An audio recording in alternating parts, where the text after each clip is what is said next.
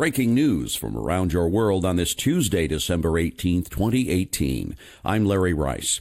President Donald Trump's troubled charity foundation has agreed to close down amid allegations that he and others illegally misused its funds.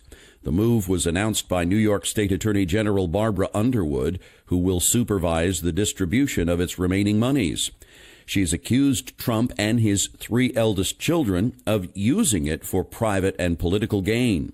In a statement, she said there had been a shocking pattern of illegality involving the Trump Foundation, including unlawful coordination with the Trump presidential campaign, repeated and willful self-dealing, and much more.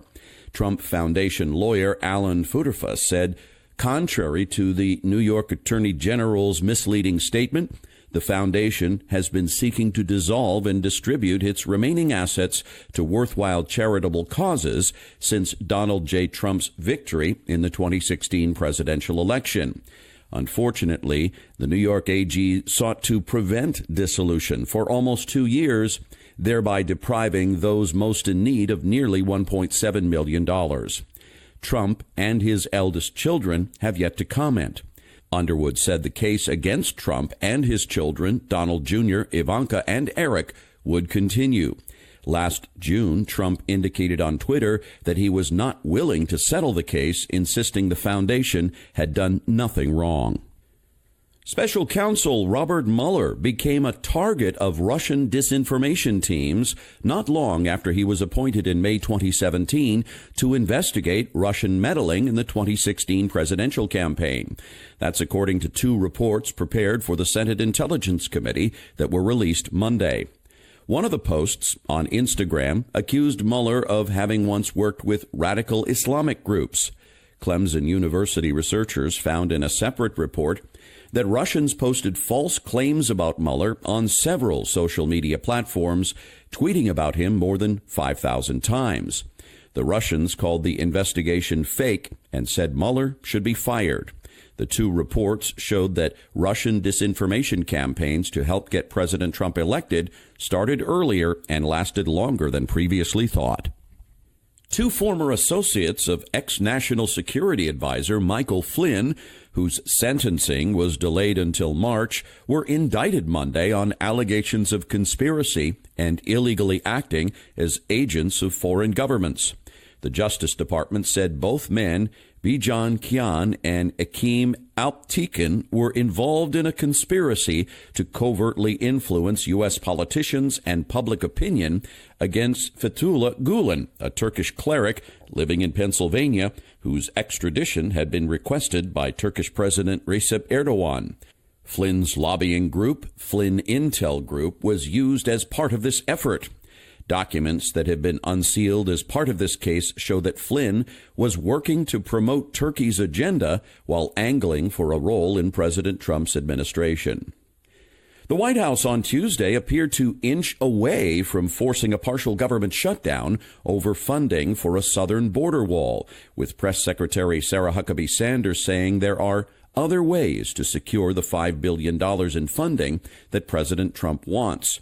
It was the first sign of a potential White House counteroffer as the clock ticks down toward Friday's deadline to fund the government.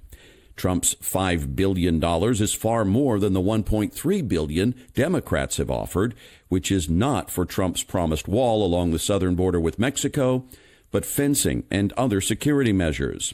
Sanders pointed to one bill, likely referring to the Senate's bipartisan appropriation measure for the Department of Homeland Security, which provides $26 billion, including $1.6 billion for fencing and other barriers. It was approved by the committee last summer on a bipartisan vote.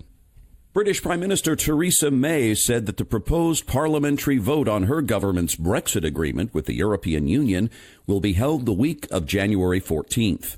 The one-month delay will put the vote just 10 weeks ahead of the UK's scheduled departure from the trading bloc. May postponed the vote on her unpopular deal because she knew it would have been rejected. She has since sought concessions from European leaders, but they have said they will not renegotiate the terms of the agreement.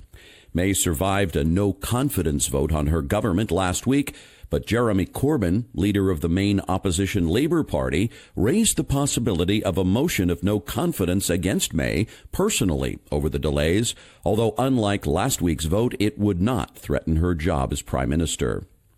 The Maryland Province Jesuits has released a list of Catholic priests in the order who have been credibly accused of sexually abusing children since the 1950s. The clergy members accused of abuse work in high schools, colleges, churches, and other institutions in 8 states and the Washington, D.C. area. One Jesuit priest, Neil P. McLaughlin, is believed to have committed abuse from the 1950s to the 1980s. He was not removed from the ministry until 2007. The revelations by the Jesuits, known for educating young people, come as many Catholic institutions are facing intense pressure to increase transparency regarding sexual abuse allegations. President Trump said in a tweet that he had authorized the Agriculture Department to launch the second and final round of $11 billion in payments to farmers hit by tariffs imposed in retaliation for his levies against the goods from other countries. Trump said the money was part of his effort to keep a promise to protect American farmers against unjustified trade retaliation by foreign nations. The Trump administration announced in July that it would give farmers up to $12 billion to offset losses linked to Trump's trade wars with China and other countries. Producers of almonds, corn, cotton, dairy, hogs, sorghum, soybeans, fresh sweet cherries, and wheat will get a total of about $9.5 billion, with soybean farmers getting the biggest share. CBS said Monday that ousted former chief executive Leslie Moonves would not receive his $120 million severance because he misled the company about allegations of sexual misconduct he faced and tried to hide evidence in a bid to hold on to his exit package.